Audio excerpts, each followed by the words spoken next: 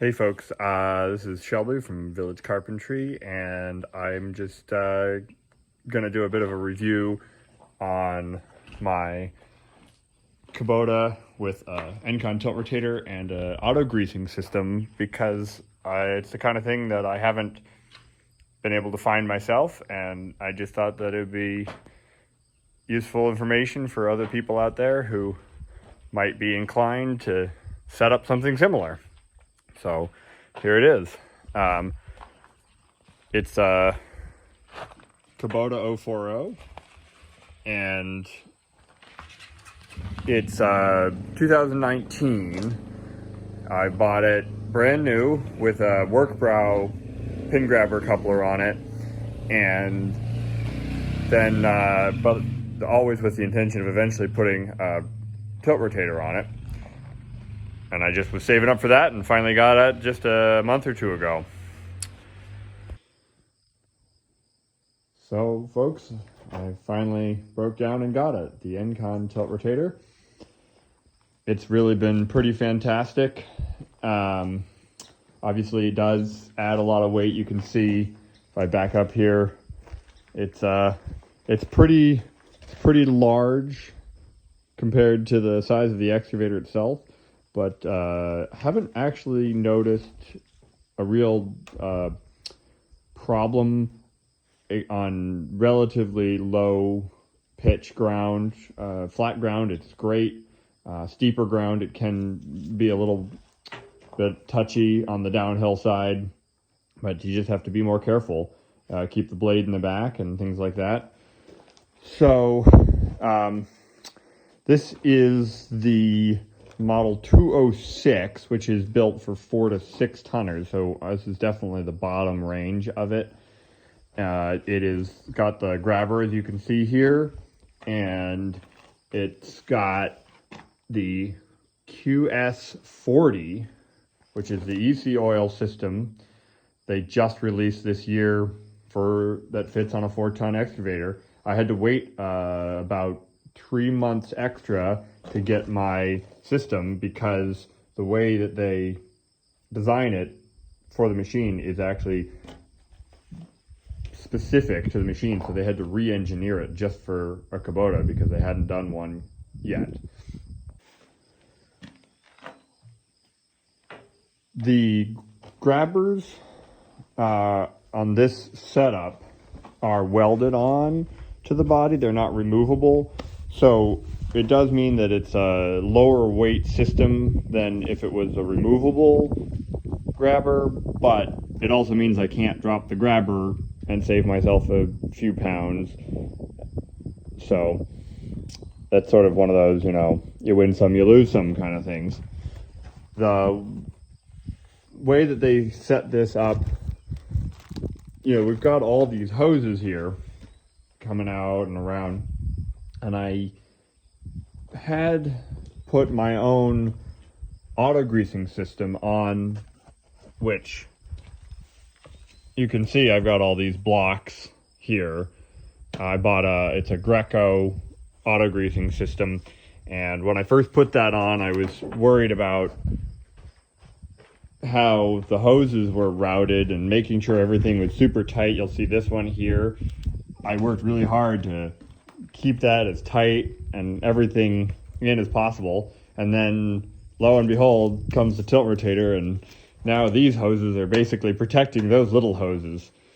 Not that there's anything wrong with trying hard to keep hoses as tight and clean as possible. The auto greasing system was a pretty easy install. It just took me maybe I think it was 3 weekend days with me and my helper. Probably would have been faster if I had been a professional installer of these systems, but we made it work anyways. I have done one guard that I put on down here in the most vulnerable area, and I just haven't gotten around to putting them on the other areas where typically one might install something. I haven't sort of felt the need, and it's just one of those things that I'll get around to probably this winter. There's a lot of places, like here, for instance, that, you know, brush might come down and hit on it, but it's not that vulnerable, and so I'm not too worried about it.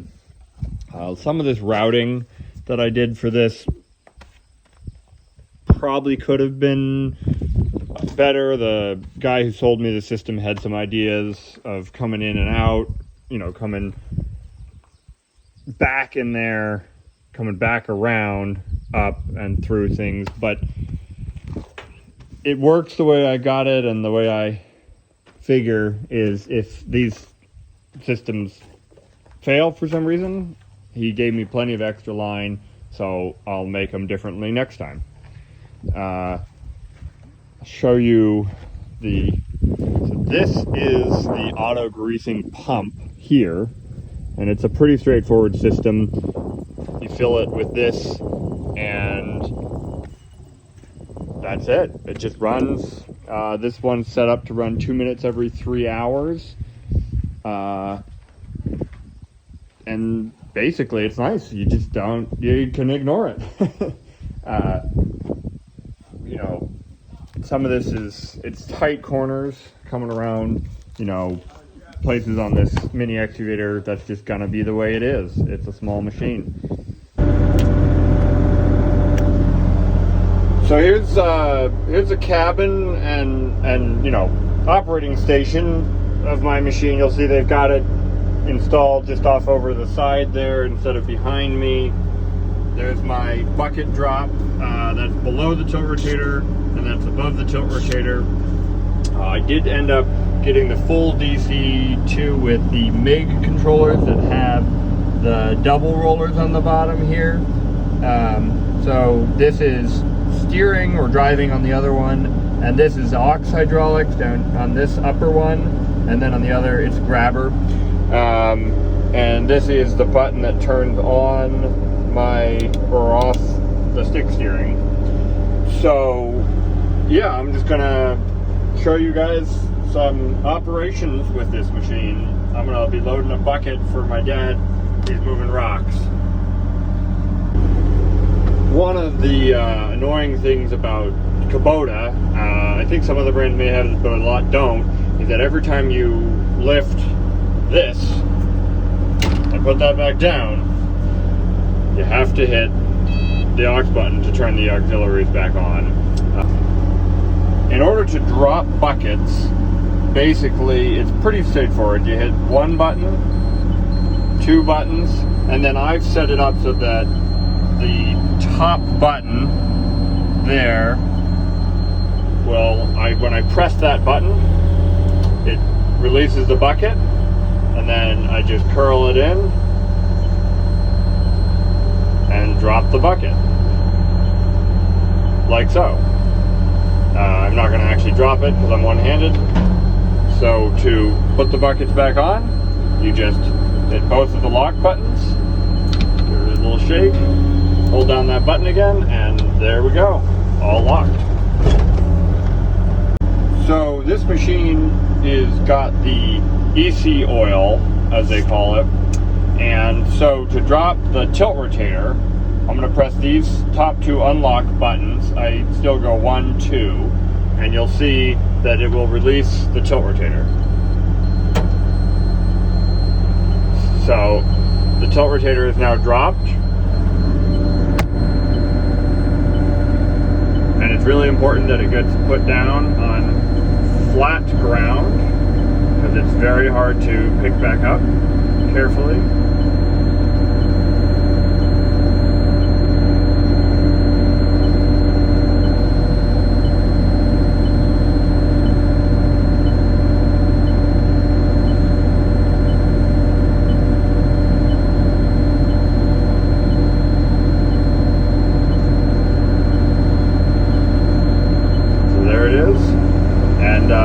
I'll show you guys how the tilt rotator connects. So here it is. The tilt rotator is dropped, and these right here, these are the blocks that connect. They've got the electrical plugs, which connect all the communication systems for running the solenoids. This is the hydraulic lines. This is the greasing system here, and this is the wires coming in.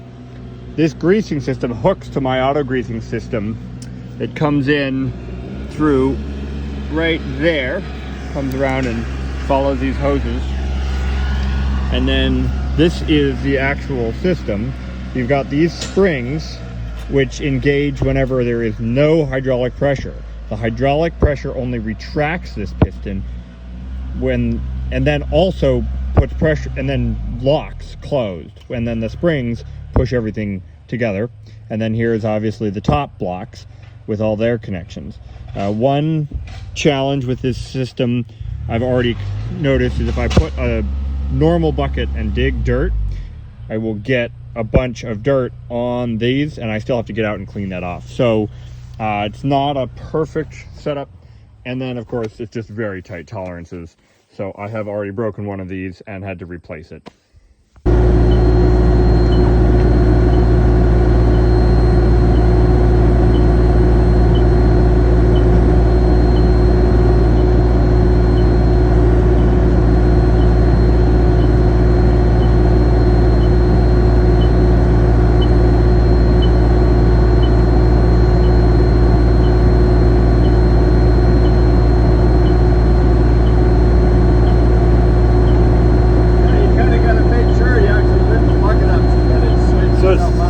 Down a little bit, yeah.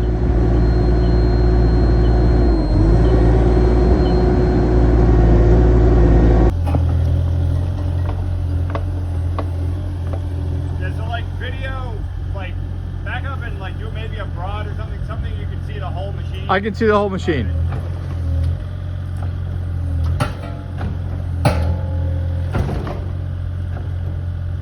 Yeah, so that's a good.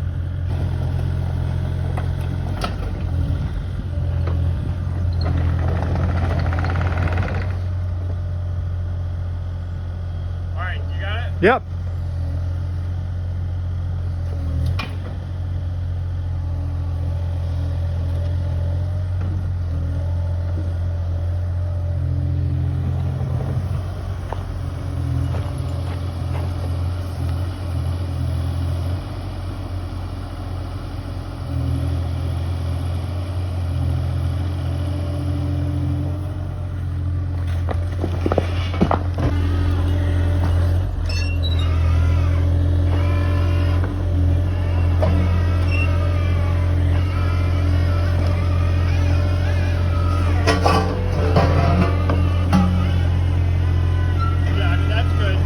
Okay.